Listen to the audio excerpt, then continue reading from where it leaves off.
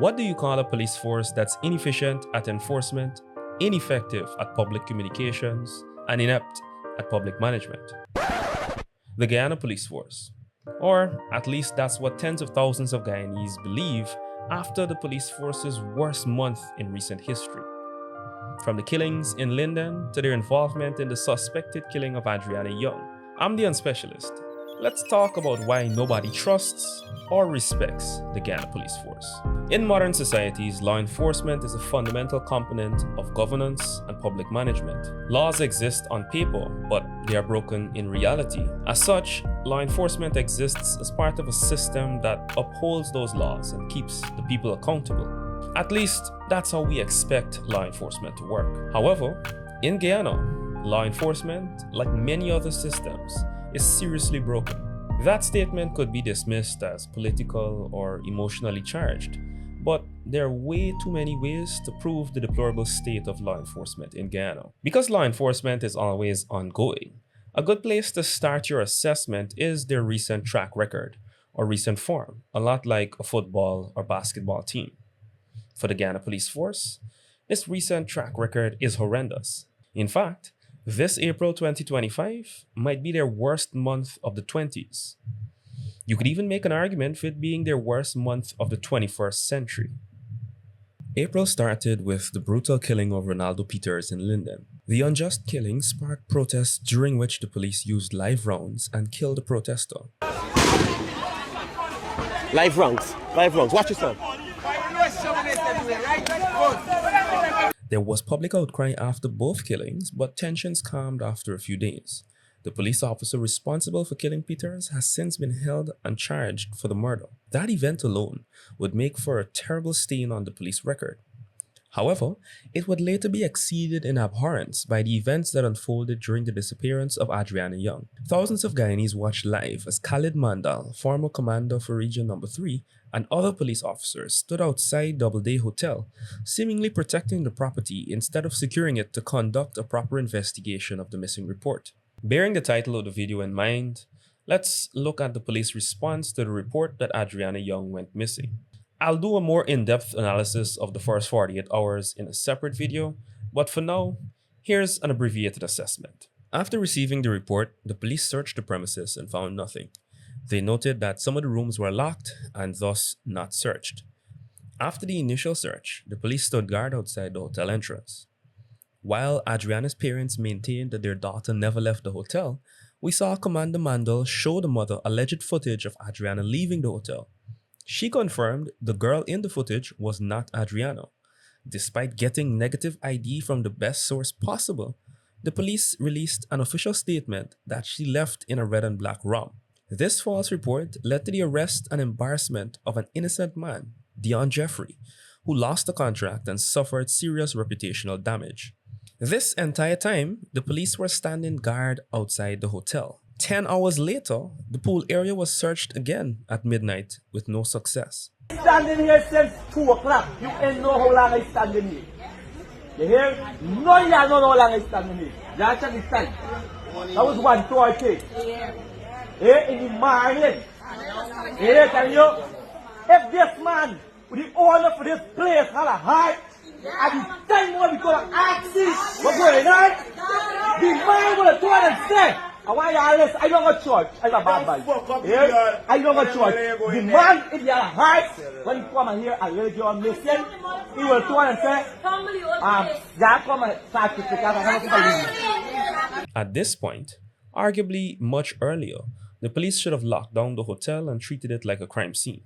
This is the first critical failure in their response. They should have been gathering clues and questioning people inside the hotel, as well as gathering information about persons who may have been present at the time of the disappearance. When Adriana was found dead the next morning on the live, it appeared that the police had no control of the situation, or that their lack of control was deliberate, because at that point, collecting evidence had to be the most important thing. Instead, we saw a fire start after one of them left a room in the hotel, among many other suspicious occurrences. There's no way they didn't see the fire in its early stages, and there was certainly no attempt made to put it out. Based on the live videos that many people saw, live news reports, and the glaring lack of reliable and accurate information from the Guyana Police Force in the initial stages, we can reasonably conclude that at every logical opportunity, the police failed to secure the crime scene and collect valuable pieces of evidence that may have aided in solving the mystery. In short, it appears that the police did not initially treat the matter as a potential crime, nor did they appear to have the will to engage in preliminary investigation. This was obvious enough that many people on social media argued that their intent was to assist with or cover up the suspicious activity. Regardless, all the claims of corruption are warranted and the incompetence is undeniable. But as many of the greatest Guyanese storytellers love to say, you think it done there? It ain't done there. After repeatedly insulting the public's intelligence, the Guyana Police Force decided to add injury to that insult. Literally. In the days following the death of Adriana Younge, the police showed more poor public communication, but their worst display was in public management and enforcement. The day of the autopsy was a Guyana Police Force disaster class.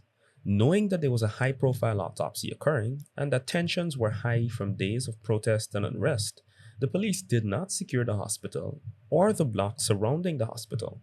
We've seen the police do this for the Energy Conference, various expos, and events, especially with ministers and government officials in attendance.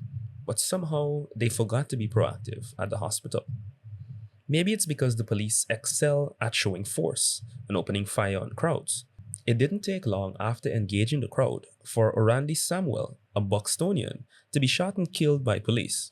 The official statement says that he was shot after discharging a round at police during the commission of a crime. Family members and eyewitnesses dispute the report. Nonetheless, the Guyana Police Force has shown that they excel at brutality. There are several other cases that are indisputable examples of the police victimizing innocent citizens. Sherlon Hollingsworth of 1 Mile Wismar was shot in his right eye by police while attempting to close his shop during the night. Sherlon Hollingsworth was just outside his house, not by his gate, not on the road, but comfortably in his own yard right beside his house. I guess police brutality comes with the Linden package. Another man in Macdoom got shot in his back when police strayed off the road and fired on citizens who happened to be in the area. They did the same in Georgetown, shooting at citizens who were working and going about their day quite peacefully.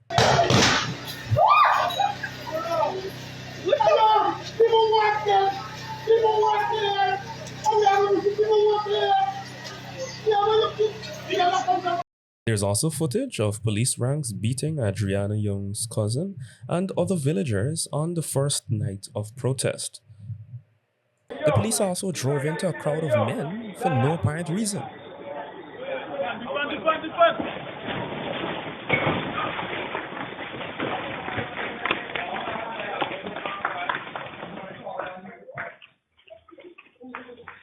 The victims of police brutality are predominantly black, and the police have shown greater willingness to use deadly and unnecessary force on black men, and for some reason, especially Lindeners. I could stop the video right there and you'd have more than enough evidence for why the public does not trust the Guyana Police Force. But you'd think that after all the hard work terrorizing citizens across Guyana and killing men allegedly committing crimes, that the Guyana Police Force would have been very successful in apprehending those causing terror in the streets. Well, they did make over 100 terror-related arrests for persons alleged to be inciting public terror or committing acts of public terror. Very quickly, wanted bulletins were issued, faces and names were all over social media and the news, arrests were made, and many were before the court in less than 48 hours, facing $500,000 fines, double-digit prison sentences, and being put on a no-fly list. These arrests have all the markings of specific punishment for the poor, because among those arrested, several are being contested as wrongful arrests. It appears that many persons were arrested without sufficient evidence linking them to the crimes they're accused of. There are also cases of persons being pulled from their homes and arrested and brought before the court with these terrorism charges. Regardless, what's intriguing about this entire ordeal is how the police move with remarkable efficiency in handling this matter. Efficiency only outdone by the remarkable lethargy with which they handle domestic violence cases. We have more than a few recent high profile cases to look at. Sticking to the month of April, we have the brutal killing of Malene LaCruz alongside her mother, 50-year-old Waveney LaCruz, and her 16-year-old sister, Suan LaCruz, on the Soesdijk-Linden Highway.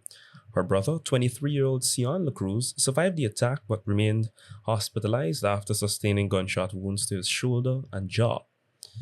The shooter, identified as Parmanand Ramdi Hall, Malene's reputed husband and father of her 2 children, later took his own life. In this case, it's important to note that there was a long history of abuse and domestic violence, and back on January 9th, 2025, Ramdi Hall was arrested and charged by the police for wounding and threats to Malene LaCruz. He was remanded to prison, however, he was subsequently granted bail. On Wednesday, April 23rd, 2025, the matter was called and adjourned to another date. That night, Wednesday, April 23rd, was when the final act of violence occurred, just after 9 p.m. I should also note that in these cases, it's not just the inefficiency by the police force, but the entire justice apparatus, including the court system, as well as the various agencies and ministries involved in such matters. If we're to look at the police force's record holistically, the month of April was merely a snapshot, a bloodstained page in a record of horrible performance. It's a record rife with instances of ineptitude, abuse, and brutality, with pages bleached by the tears of thousands of Guyanese who never received justice. Many of them no longer with us, who will never receive justice. The month of April represented the culmination of decades of frustration, where many of the failures of the system were laid bare for the public and the world to see. So you ask, why don't the people trust the police? Maybe because they found a way to lower a bar that was already a few feet below the ground. You ask, why don't people respect the police? Maybe because they've proven that they exist to protect the privileged and oppress the poor or those deemed enemies of the state. I'm the unspecialist, saying that if the police's motto is service and protection, the unwritten motto is abuse and oppression.